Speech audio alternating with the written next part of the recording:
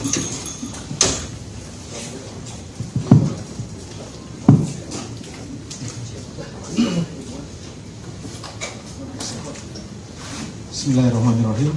Assalamualaikum warahmatullahi wabarakatuh. Selamat siang, salam sejahtera teman-teman media. Terima kasih telah hadir pada siang hari ini di Media Center Mahkamah Agung Republik Indonesia. Siang ini kita akan mendengar langsung penjelasan yang akan disampaikan oleh juru bicara Mahkamah Agung, Yang Mulia Profesor Dr. Yanto SHMH, terkait dengan adanya dugaan pelanggaran kode etik dan profesionalisme yang dilakukan oleh hakim dalam perkara atas nama terdakwa Thomas Trikasih Lembong di Pengadilan Tindak Pidana Korupsi pada Pengadilan Negeri Jakarta Pusat.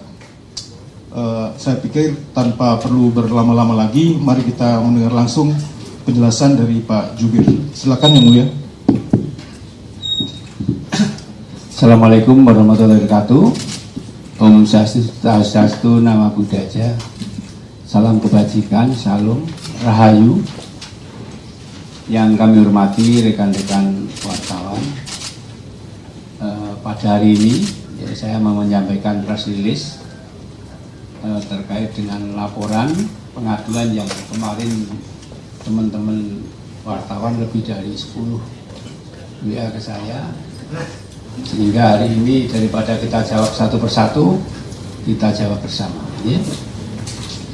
Mahkamah Agung RI telah menerima surat pengaduan nomor 15-8/2025 tanggal 4 Agustus 2025 tentang dugaan pelanggaran kode etik dan profesionalisme yang dilakukan oleh Hakim Perkara Tindak Pidana Korupsi nomor 34/Pitsus TPK/200/2025 PN Jakarta Pusat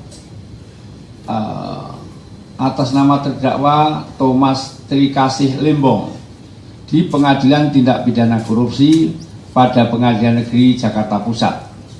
Surat tersebut diajukan oleh tim kuasa hukum Thomas Trikasih Lembong kepada Mahkamah Agung Republik Indonesia, Jaki, Ketua Badan Pengawasan MARI. Atas laporan tersebut, Ketua Mahkamah Agung secepatnya akan mempelajari surat tersebut untuk mengetahui perlu atau ada tidaknya melakukan klarifikasi kepada pihak yang terkait dengan perkara tersebut karena dugaan adanya perbuatan yang melanggar kode etik dan pedoman perilaku hakim. Terkait permasalahan sertifikasi hakim tipikor atas hakim yang menangani perkara tindak pidana korupsi nomor 34/Pitsus TPK/2025 PN Jakarta Pusat atas nama terdakwa Thomas Trikasih Lembong berdasarkan data dari Pengadilan Tipikor pada Pengadilan Negeri Jakarta Pusat.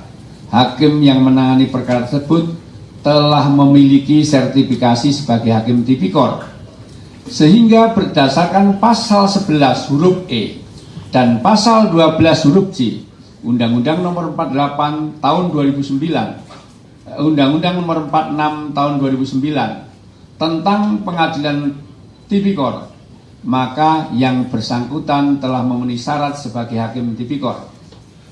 Syarat sebagai hakim tipikor pada pengadilan negeri dan pengadilan tingkat banding, baik hakim karer maupun hakim etok, telah ditentukan bahwa yang bersangkutan memiliki sertifikat sebagai hakim tipikor. Hal mana sebagaimana ditegaskan dalam pasal 11 huruf E dan pasal 12 huruf J Undang-Undang Nomor 48 Tahun 2009 tentang Pengadilan Tipikor.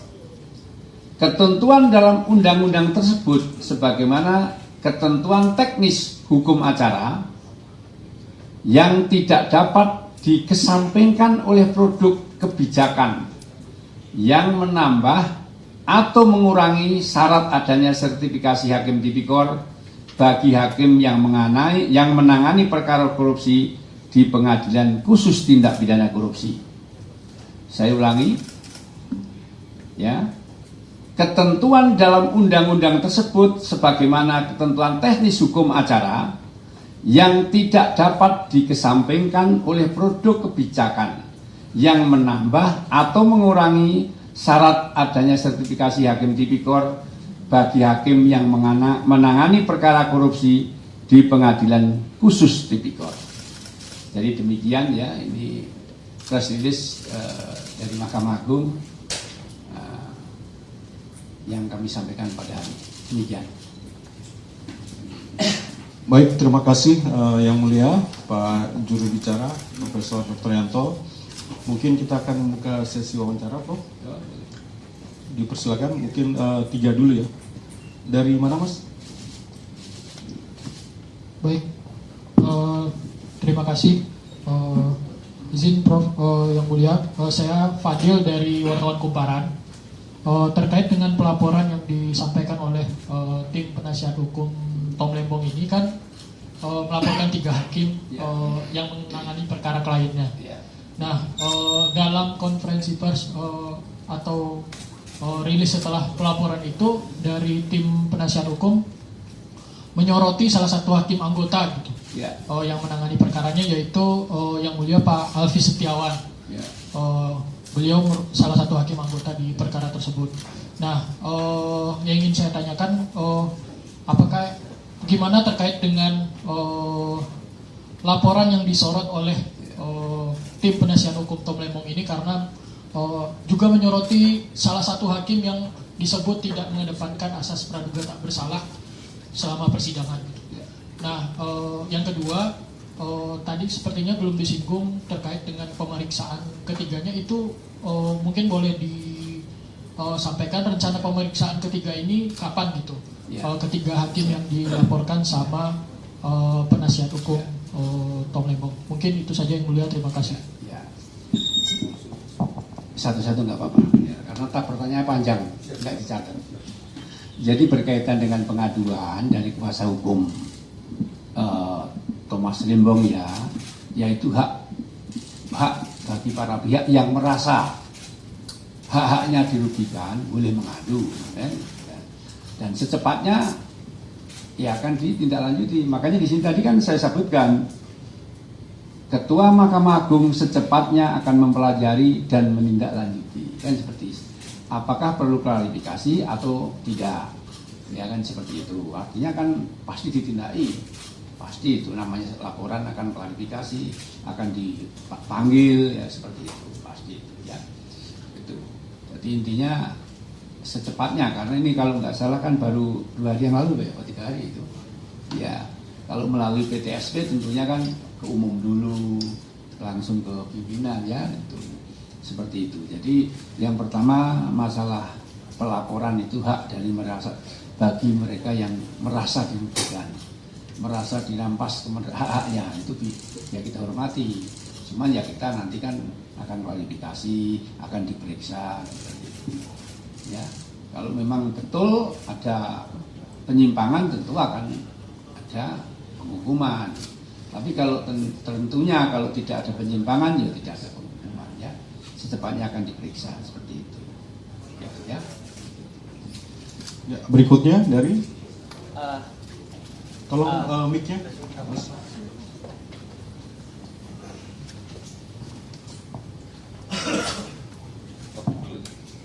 Silakan Mas. Selamat siang Yang Mulia, saya Sahrul dari Forum Keadilan. Dari mana Mas? Forum Keadilan. Yang Mulia, mau tanya, dalam kasus ini kan itunya yang akan menangani kan Bawaslu MA kan? Gimana kewenangan Bawaslu MA dalam kasus ini? Terus yang kedua, apakah akan masuk ke teknis putusan itu sendiri? Itu aja sih Yang Mulia.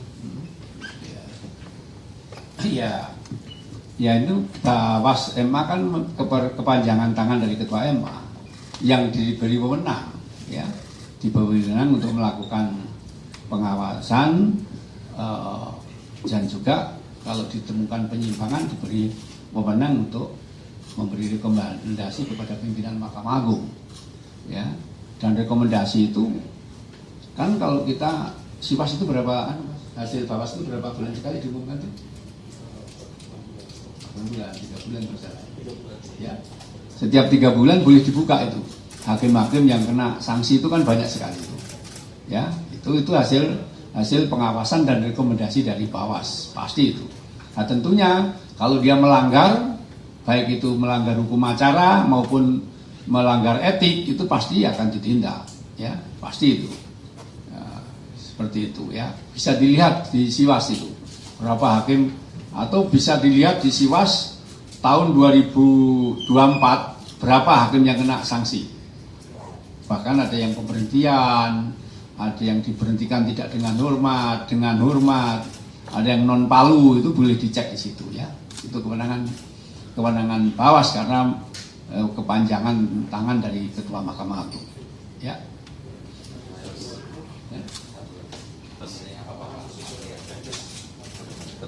Iya, kalau bisa saja kalau hukum acaranya dilanggar, misalnya contoh begini, sidang harusnya tertutup.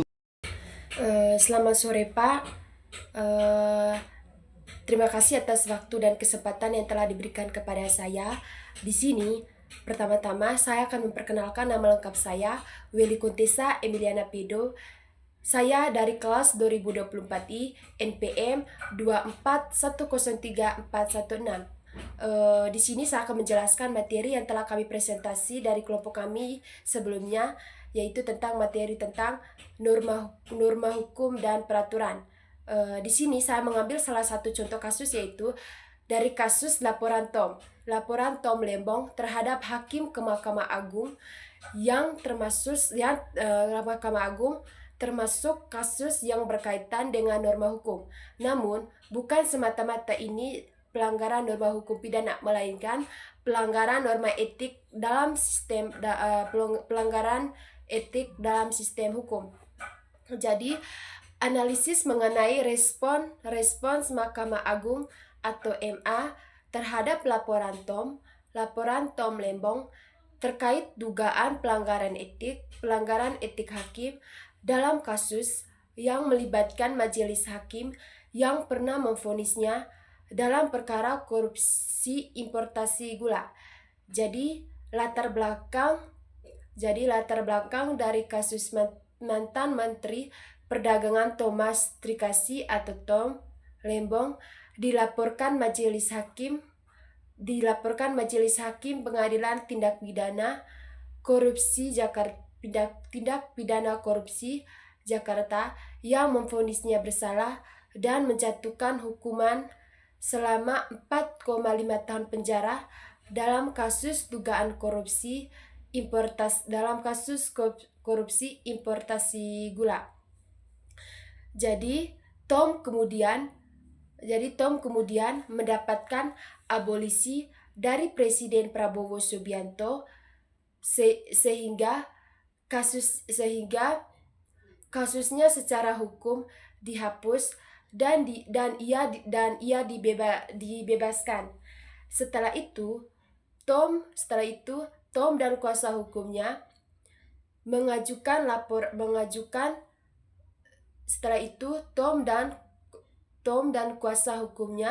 mengajukan laporan dugaan pelanggaran kode etik dan perilaku terhadap ketiga hakim yang mengadili kasusnya ke MA dan Komisi Yudisial atau KY. Jadi di sini apa saja yang dilakukan Mahkamah Agung? Jadi pertama-tama yang dilakukan oleh Mahkamah Agung itu yaitu 1. Pengakuan dan penanganan laporan MA menyatakan telah menerima laporan yang diajukan Tom Lembong dan akan menindaklanjuti secara prosedural. Kumparan juru bicara MA menyampaikan bahwa pelaporan adalah hak setiap pihak yang merasa dirugikan dan akan dipelajari oleh MA. Yang kedua, posisi MA terhadap etik dan independensi hakim Ketua MA Sunarto menegaskan bahwa Mahkamah Agung akan mempertimbangkan rekomendasi sanksi dari Komisi Yudisial, tetapi juga mengacu pada aturan bersama, mengacu pada aturan bersama yang membatasi penilaian Mahkamah Agung dan Komisi Yudisial terhadap pertimbangan yuridis dan substansi putusan hakim.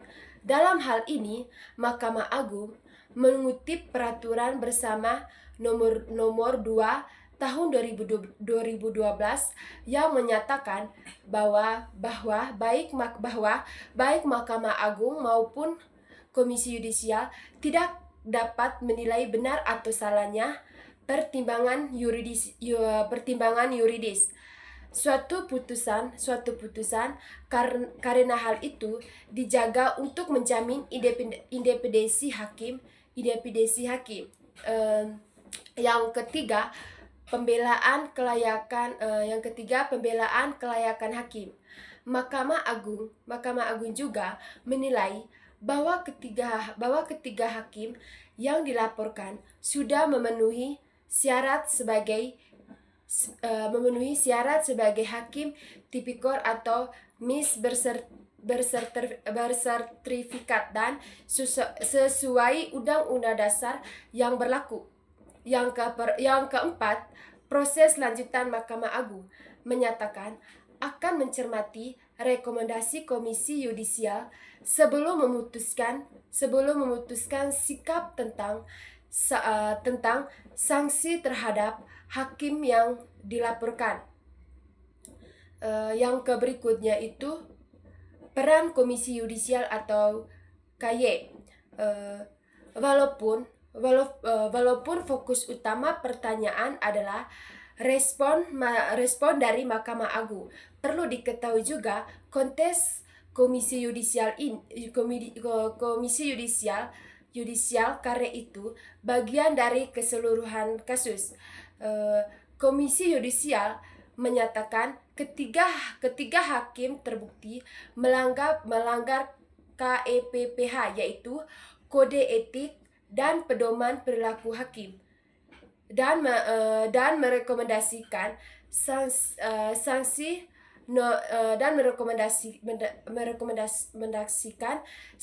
non palu selama 6 bulan. Yang berikutnya, analisis utama. Yang pertama, ketegangan antara pengawasan etik dan independensi peradilan. Mahkamah Agung menekankan batasan kewenangan dalam menilai isi putusan atau pertimbangan hukum hakim. Karena asas independensi kehakiman dilindungi dalam peraturan nasional maupun konvensi internasional.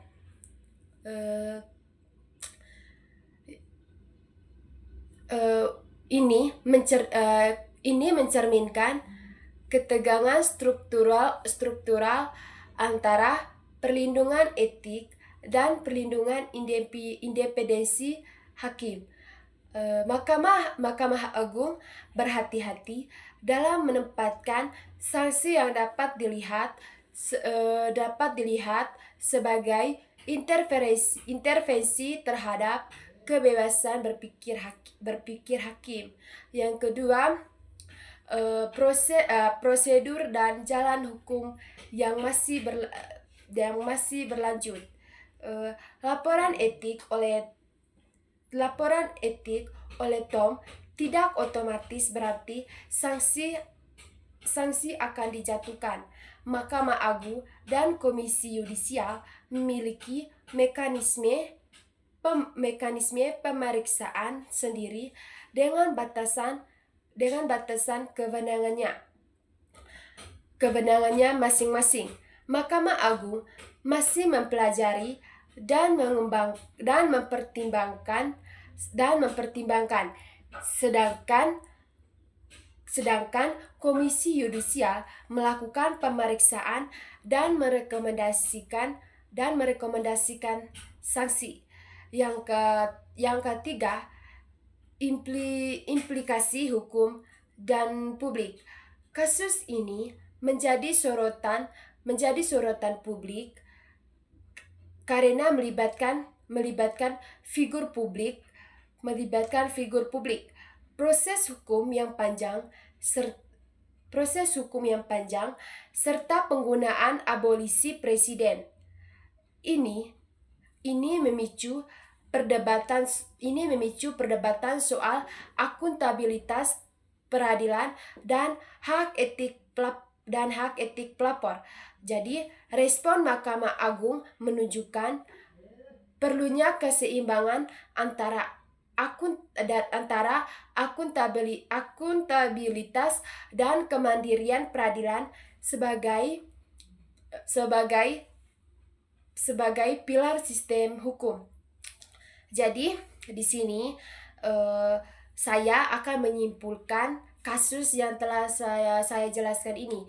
Jadi kesimpulannya itu respon Mahkamah Agung terhadap laporan Tom Lembong terhadap laporan Tom Lembong menerima dan mempelajari laporan pelanggaran etik yang diajukan dan akan mempertimbangkan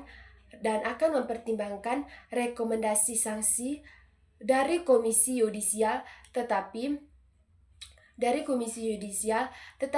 menekankan batas evaluasi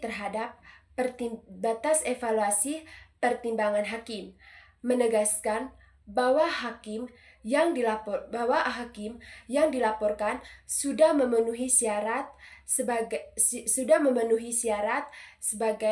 hakim tipikor. Jadi proses lanjutan ini masih berjalan dan keputusan akhir tentang sanksi belum dapat diumumkan.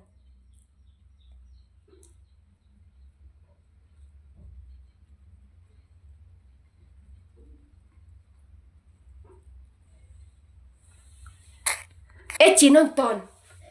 Poki ini kamu. Kau ini sudah sampai.